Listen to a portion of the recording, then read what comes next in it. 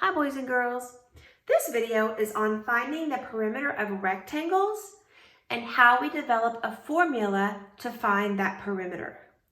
If you recall, in our last video, we looked at finding the formula for a square.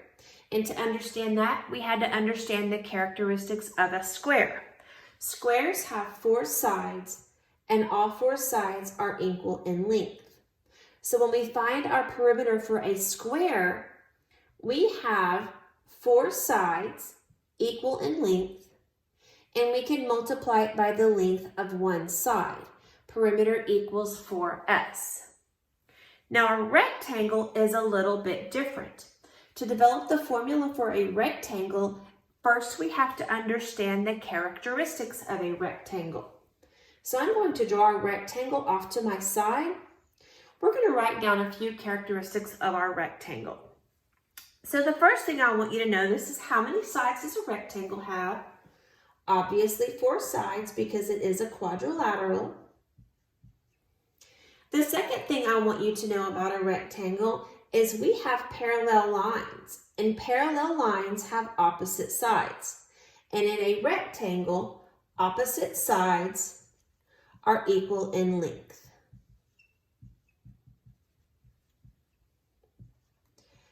Now, the last thing you need to know about a rectangle is that the sides are not the same size like a square.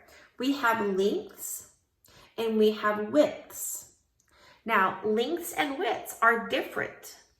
So for a rectangle, we have sides that we call our length, and we have sides that are called our width. And since opposite sides are equal in length, we can say that we just don't have one length, we have 2 lengths. So a rectangle has 2 lengths, and a rectangle also has 2 widths. And that's going to help us as we develop our formula for finding perimeter of a rectangle. Now, for a square, we are used to saying that perimeter is side plus side plus side plus a side. That's our perimeter for finding a square. 4 sides, 4 times s. Now, since rectangles technically have sides, yes, but as we get older, we start to develop more mathematical terms for those sides. We have lengths and we have widths. And like we said, we have 2 of each because this is width here, but that also means my opposite side is a width. This is a length here. My opposite side is also a length. So instead of just side by side plus side plus side, which represents the same number for each of those s's, my formula for a rectangle involves my lengths and my widths. So my perimeter is the side of one length plus a width plus another length plus another width. Now, as you can see, we have 2 L's and we have 2 W's. So one way we can write our formula is like this. But there's a second way you can do it.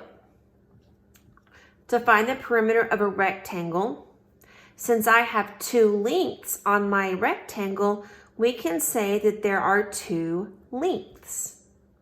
And remember, when we see a number and that kind of letter standing for that unknown, that variable, that length there, when those are side by side, that means we can multiply those. And then we can add it to our 2 widths. So in our next video, we're going to kind of show how you take this formula to find the perimeter of a rectangle. It's much different than a square, which is side plus side plus side plus side. Rectangles have lengths and widths that are different sizes. Length plus your width plus your length plus your width. Thank you for watching.